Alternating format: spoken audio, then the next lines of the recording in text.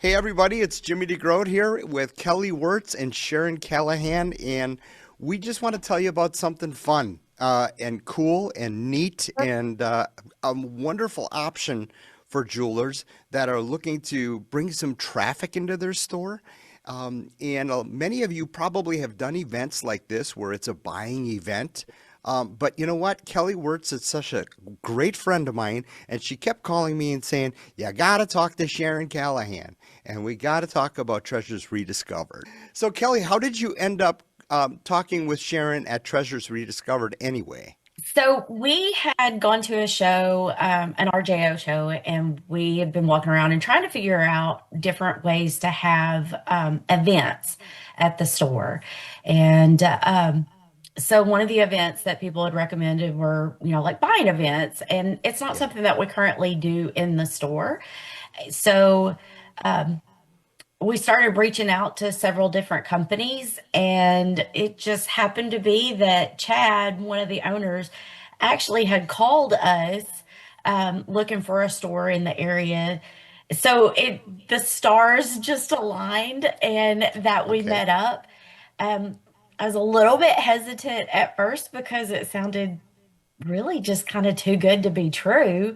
Yeah. But then they came in and we've been doing shows with them now, oh gosh, for the last couple of years. And Mhm. Yeah.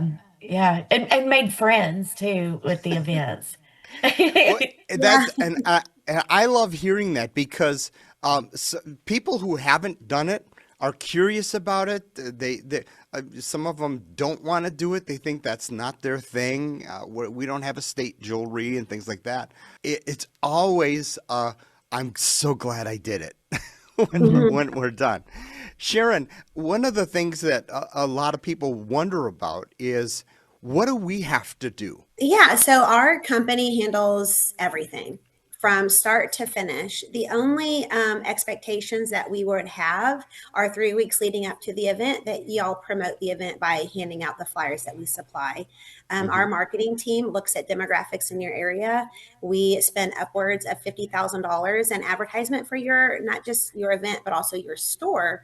And the idea is to have current customers and leave you with lasting customers as well. So there's really not a lot that you have to do. I Yeah. come in or we provide somebody to sign in, kind of navigate the event happening. We have PIA certified estate specialists on your floor to give you that peace of mind that they know the industry and just really kind of it's a 3 days that y'all get to owners get to catch up on their paperwork and their inventory and maybe also pick up a few little sales hints here and there for your staff. So yeah, there's really not a lot. Well, Wednesday nights, prepare to go to dinner because if I'm on your event, I'm taking you to dinner. So Kelly, when you had the event going on at the store, what was your staff doing? What was what was the energy like in the store? We, get prepared first to kind of set aside some areas for their buyers to, set up and actually conduct business. And um, prior to sharing coming on, we would have an iPad. And so as customers would walk through the door, we would take their information. And then our staff is really left to do whatever they need to do so they can mix and mingle with the guests. It's a good first point of contact for a lot of people that have never stepped foot in our business, never heard of our business. We're a 60-year-old plus store, but we don't have a mega advertising budget. And so people are still finding us every single day. Um, and but as far as like my staff, because there's a lot of people that are walking through the door and they get a 20% bonus if they turn their check over to us. So whatever, if it's $100 now, it becomes $120.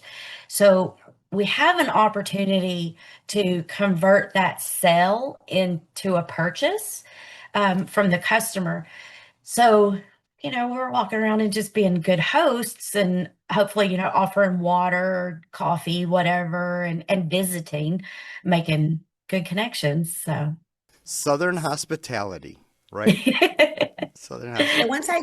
once I get everyone signed in and there's that wait time. When our estate specialists are working with a current customer and there's that wait time, I'll get them signed up, ask them what brought them in today. If they're looking for something in particular, I'll tell them that they have a little bit of time to look around, and I'll let the staff know this person has never been here before. I kind of give that leadway, that feedback to the sales associate, kind of letting them know like, hey, this is a brand new customer. I know you're going to recognize your loyal customers, your local customers, and so on and so forth. But those new customers, this is a great opportunity for you to offer them a water. I'll tell them about the 20%, but also remind them of the 20%, so that if they decide that they want to turn that check over because they found a new pair of earrings or whatever the case may be, my estate specialist is prepared to either write 100% of that check over, or we can always split that. So that doesn't mean that we write a check for $5,000 that has to be turned over. We can say,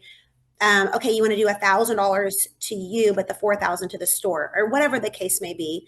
But that is a great opportunity to build that rapport during that wait time. Yeah. So, I forgot to mention this, but from a very high level. So, folks, what we're talking about is Sharon's company comes into the store and they come in with their buyers and they do all the promotion. You hand out little cards and cards and put them in people's shopping bags and things a couple of weeks beforehand. Talk about the event, that type of thing.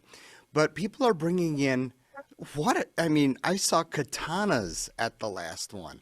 I saw little clocks. I saw it was almost like Antiques Roadshow type of thing. Mm-hmm. What are the things that in general that you guys see? Kelly, have you seen anything fun at the events? Oh yeah. You will see anything and everything, and it's hilarious. I think my favorite item that I saw was an old 50s game that it was a guy holding two beer steins, and I don't know what you did, but he would throw back the beer. and, there, of course, like your sterling silver, like old tea sets and serving pieces and coins and money and old paper money, any kind of collectibles, anything that's really valuable.